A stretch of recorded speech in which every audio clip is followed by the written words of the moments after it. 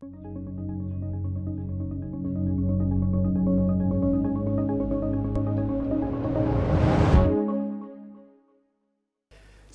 my name is Bert. I'm from Silat Hospital. So today I'm going to talk about the nanopore sequencing in terms of robotics food safety assessment. So let's move to the first part of my talk. Oh, okay. We're talking about the sequencer platform. As everyone know that nowadays there are two common types of the sequencer. The first one is the short read, and the second one is the long read one.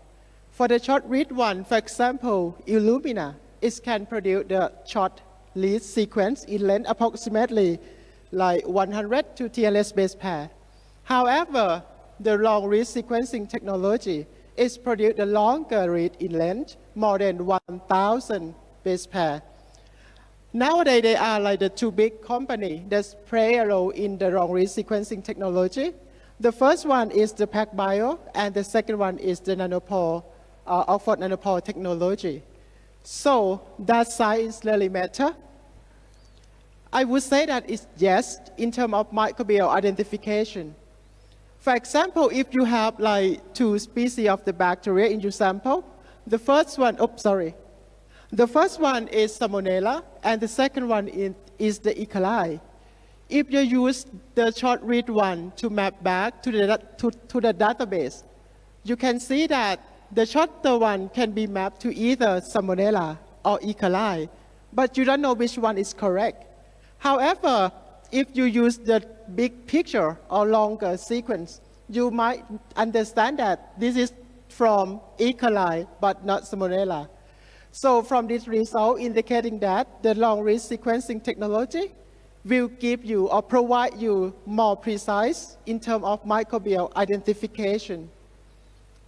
Moreover, besides microbial identification, the long read sequencing technology has been used in the Complete Genome Project that's operated by the T2T Consortium. In this project, they use the PacBio Hi5 as well as in the Oxford Nanopore ultra long read sequencing to sequence and fill the gap of the remaining regions, and finally to construct the complete human genome in 2022. Therefore, in 2022, the long read sequencing technology is selected as the method of the year by Nature Method Journal. As I said that, nowadays they are the two big companies, the PacBio and Oxford Nanopore technology. So why I am interested in the Oxford Nanopore technology? As you can see in the installation cost of both companies, you can find that the starter kit of the ONT is quite cheaper than the other platform. That's why I am going to focus this one, since I have not spent the budget at that time. This is the one factor. The other one factor, since the sequencer is portable and very small, you can bring from the lab to the field. That's why I am using the Oxford Nanopore sequencer to answer my question in this project. So what is the Nanopore sequencing? Nanopore sequencing is a special technology that can be directly and quickly identify the long pieces of either DNA or RNA sequence. The sequencer itself is very small, like the chocolate Snicker bar. It contains two pieces. The first one is the sequencer itself, and the second one is the flow cell, where the nanopore protein are located. Actually, under normal condition, there are only the electricity flow to the nanopore that make the current ion stable.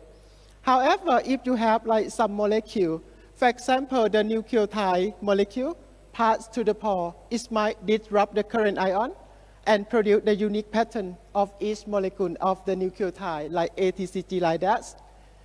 Therefore, the bioinformatician used the mathematical model to convert the raw signal to the nucleotide sequence and use the sequence for the downstream analysis.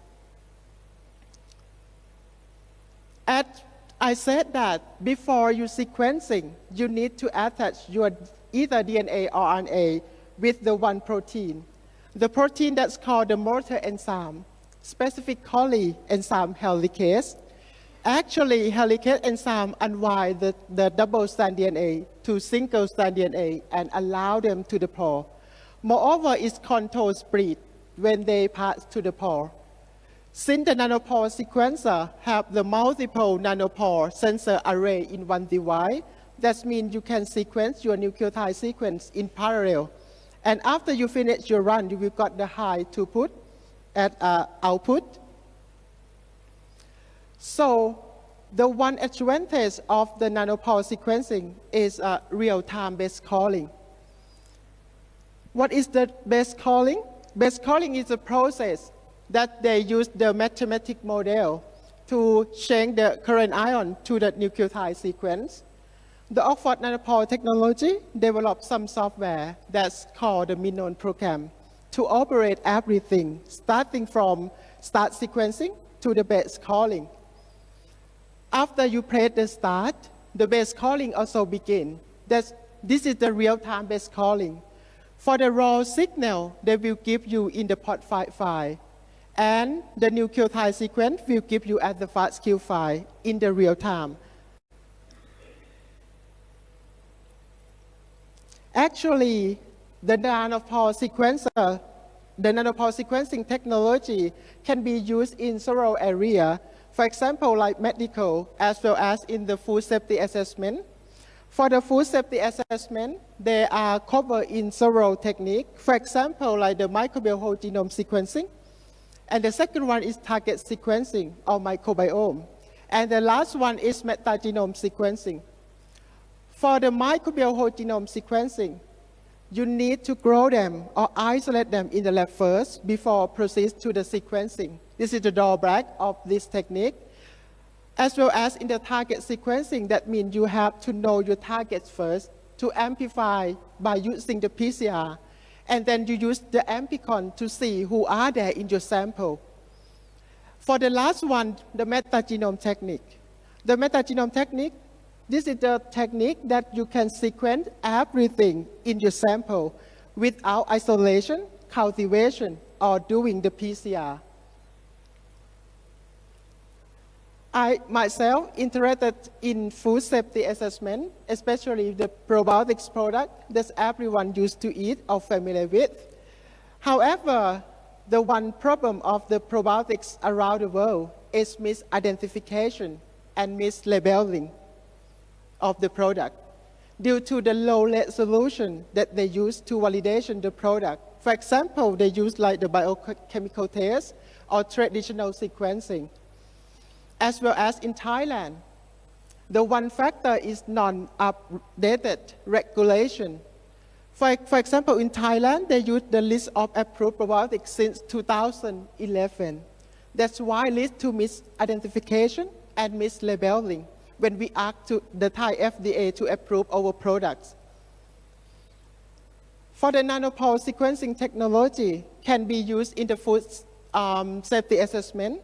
They recommend like the two techniques. The first one is the whole genome sequencing, and the second one is microbiome or metagenome. For the whole genome sequencing, as I said that you need to isolate them from your product first and grow them in the lab. That takes a long time.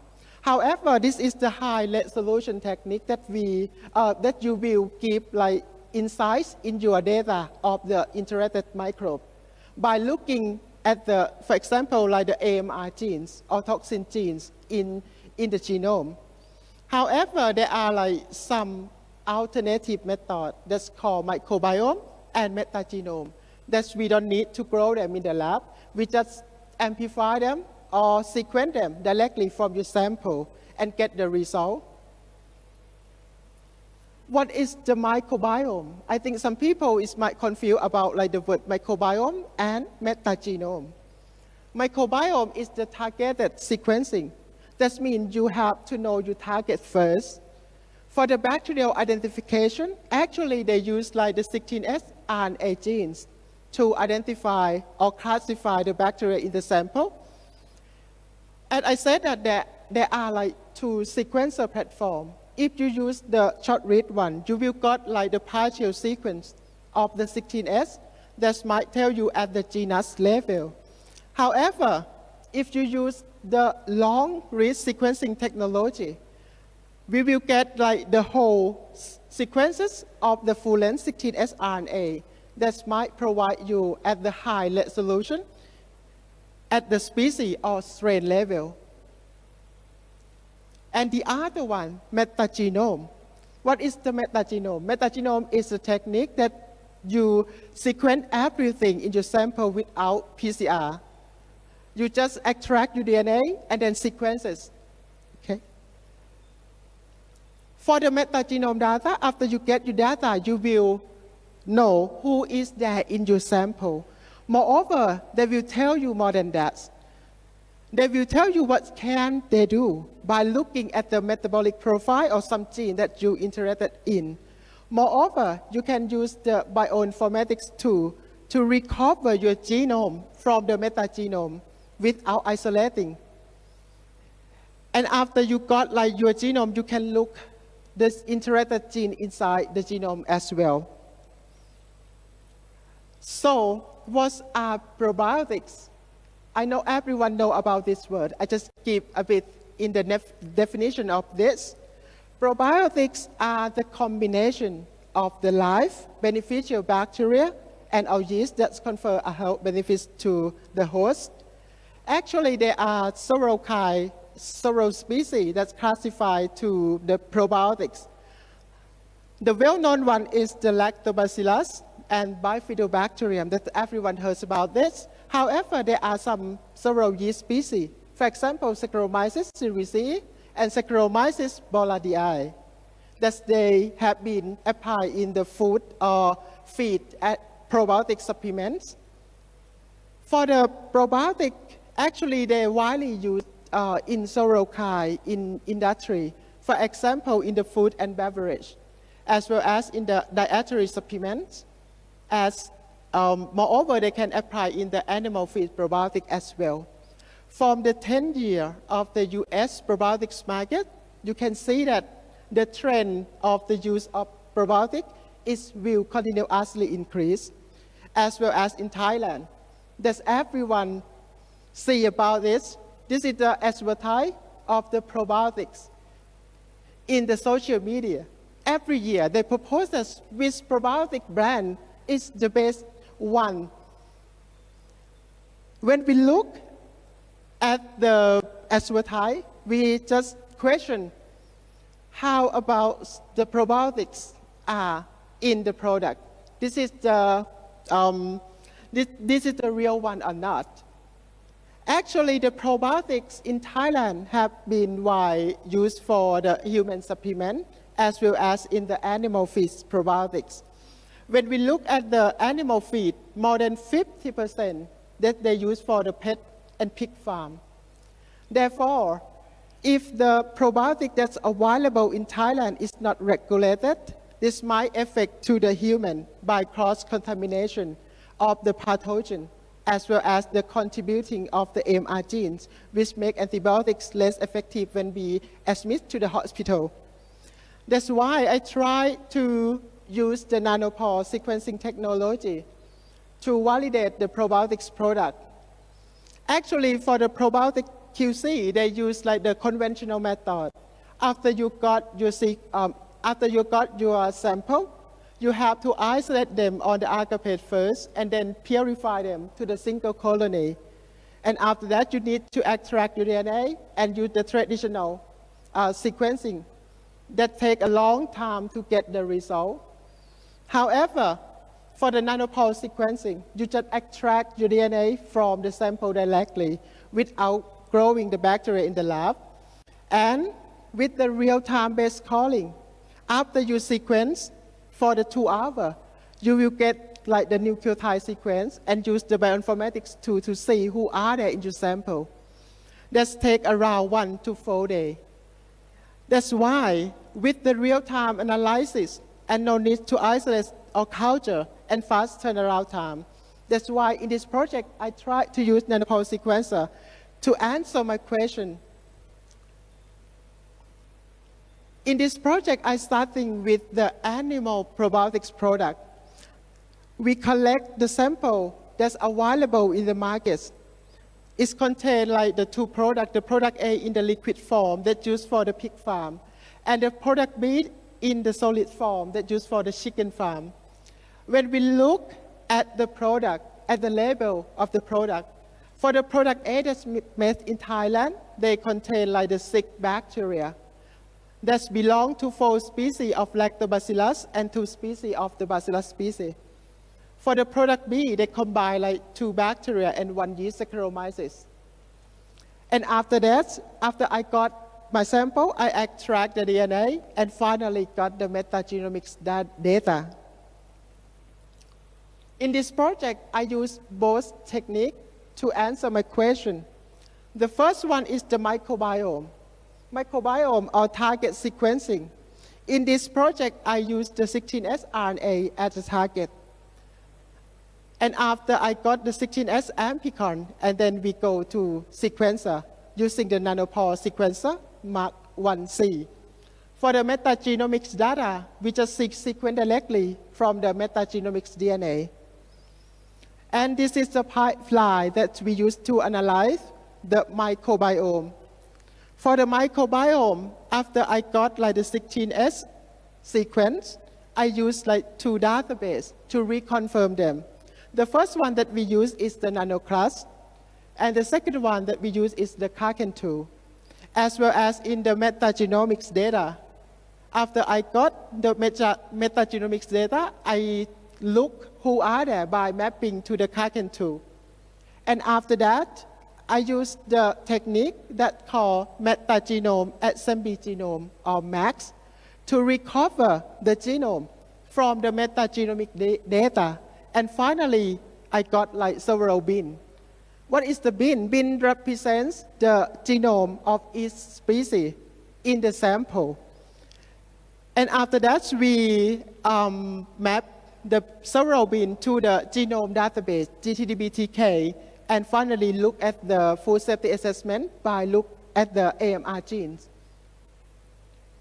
And this is the result. This is the taxonomic determination of the product A. As you can see that, this is the label of the product A that contains like 6 bacteria inside the product.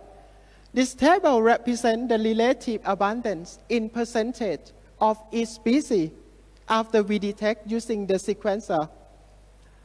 And this is the metagenome technique, and this one is the this is the microbiome technique, and this one is metagenome technique, and the last one is the MAC one. In the result, we got the result that 4 of 6 strains were detected using both microbiome and metagenome sequencing. However, there are 2 strains, the Lactobacillus acidophilus and Bacillus licheniformis, were not detected by using our method in the sample. Moreover, we got like the additional identified strain in the sample at the high percentage. This is the contaminant or not, we don't know, we just prove it. We next sought to look at the genome of the contaminants in the sample by using the MAC technique.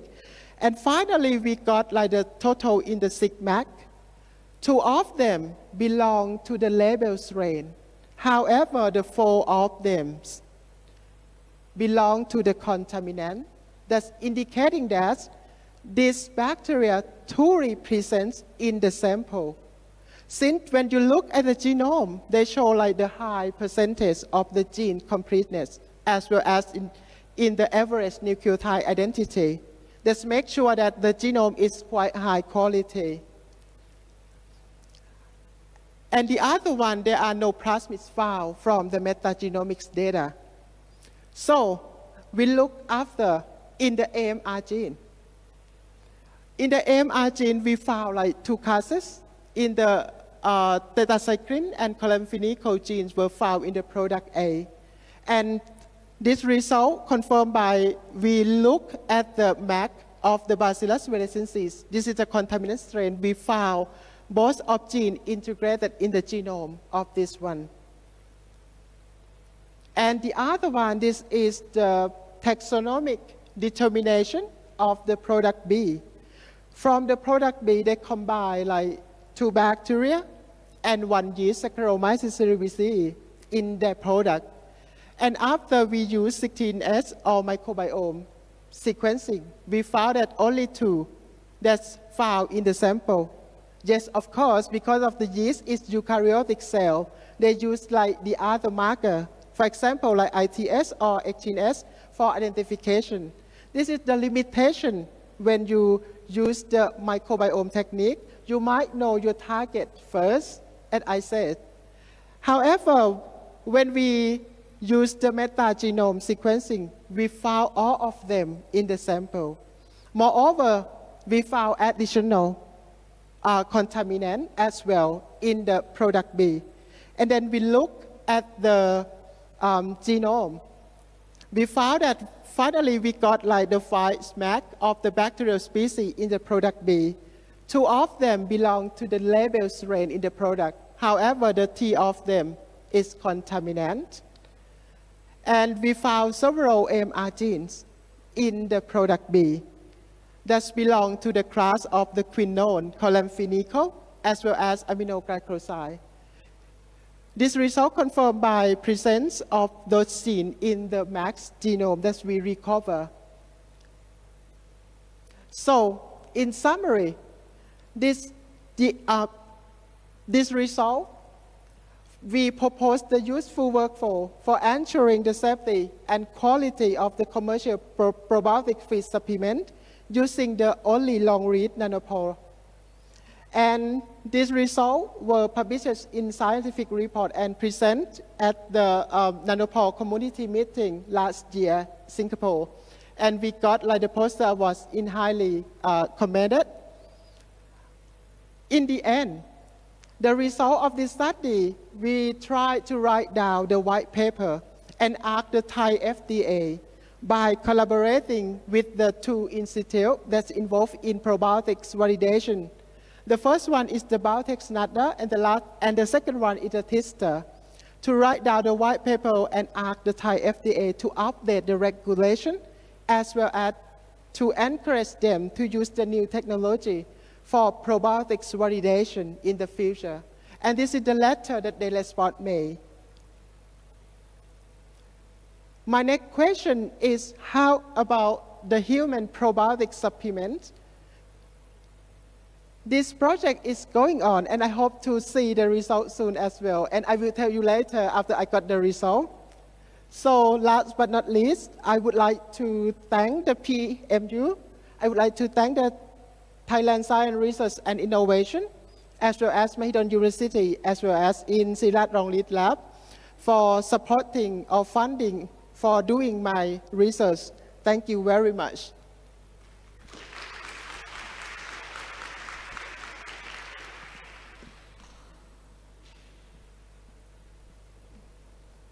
Thank you very much, Dr. Worarat Kruasuwan. So it's now time for question and answer, please. Is there any question from the floor? Please feel free to raise your hand. So the lady in the yellow dress over there, please.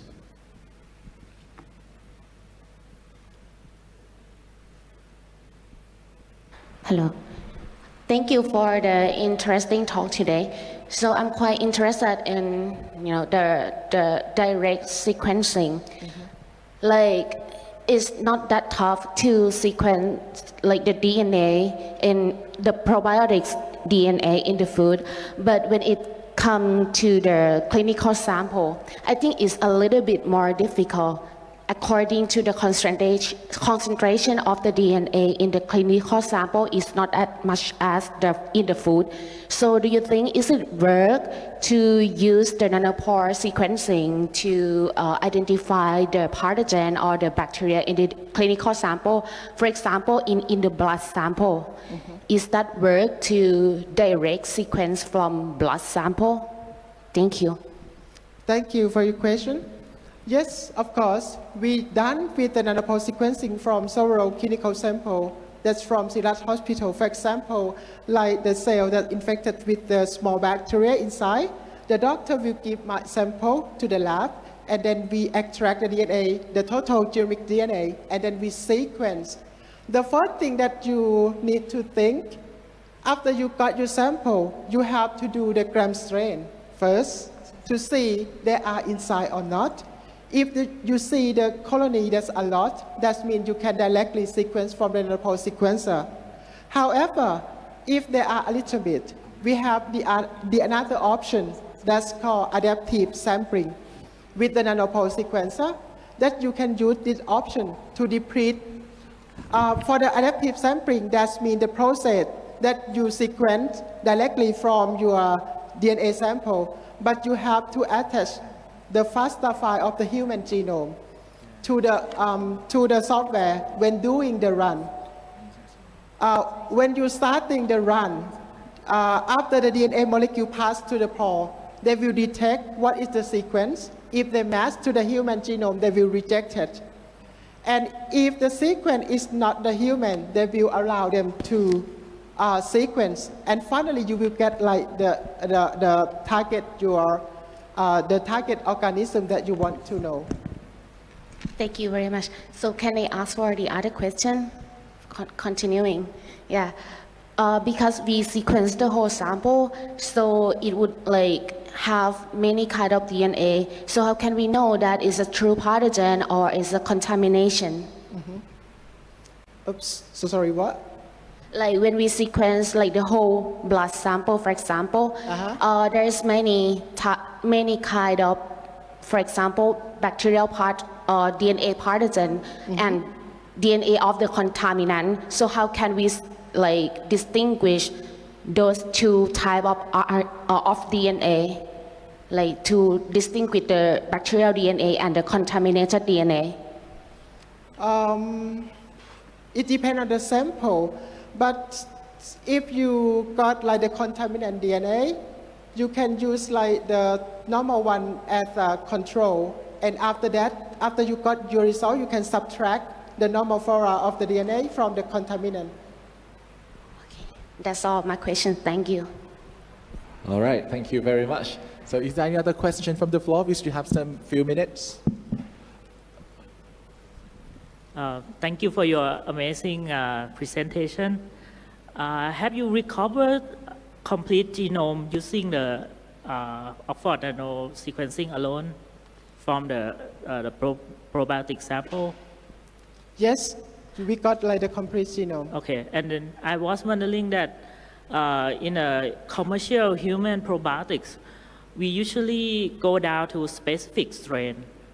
So I wonder, do we need to identify the strain specifically to say like the company that claim, for example, like Bacillus coagulant, there are several specific strains. Then the function is also depend on specific strain. Do you think we need to go down to the strain level identification, and how do we do it? So nowadays, as I discussed with the Thai FDA, they encourage the company to sequence the whole genome when they ask for the approve the product. I think we need to go down with the whole genome sequencing. Oh, but the FDA only need a species, right? Yes, but now they're gonna update the regulation, but not available at that time. So I think in the future, it might be go to the strain level. Okay, well, thank you. Another question, please. Have you considered to elaborate your work to the like fermented food? I study like kombucha, kimchi, like those are really hard to extract the DNA because they contain a lot of impurity. How do we do the long high molecular weight DNA extraction on those products? This is the hard question because of like there are several types of the sample, right? Actually, for example, like kimchi. For the kimchi, it's very hard because of they have several powder of the herb, something like that. That might sometimes they kill some bacteria inside. We're gonna use the conventional method first, I think. All right. Yeah. Okay. All right. Thank you. Interesting. All right. Thank you. Please do the experiment. So I will give you the experiment later. All right, thank you. I think we've got one more question from the gentleman over there, please. Oh, thank you for very informative talk. My first question is, which nanopore sequencer can perform metagenome? I mean, like Minion or Prometheon, or which one that can perform? Every type of sequencer that can perform. The Minion can also perform metagenome, right? Yes. Okay. The second question is about could you please update about the error rate of Nanopore? Yes, this is the one problem this company face all the time. Someone asked me about the accuracy, but last year, for the accuracy that they update from company that's reached to 99.6% of the raw sequence after you got from your sequencer. And if you use the bioinformatics to call the consensus, that will fix the error and reach to 99.9% at that time. 99.9%. Right, for the consensus. Okay. The third question is about, you have mentioned about adaptive sampling. If we use the adaptive sampling can apply to every version of Nanopore, right? Yep. Okay. I wonder, the adaptive sampling can increase the accuracy of the sequencer or not? Or it just like enrich our target? So I'm not sure about that they can enrich the accuracy or not. The one thing that you get is the high percentage of your interacted sequence. So I'm not look at the accuracy because we have like the bioinformatics tool that's called the consensus after you got the sequence and might increase the accuracy as well. Okay, thank you very much. All right, thank you very much for all the questions. I think it is, one more question. Yes, why not? Thank you for your very interesting topics. So I wonder what is the lowest % quality of max by using the nanopore? Because you say that you got very complete on max, so I wonder the lowest % quality that you have got. So actually the cutoff of the max that's classified to the high quality is more than 80% gene completeness. What about the lowest that you have got? The lowest is depend on your sequence in each run. All right, thank you.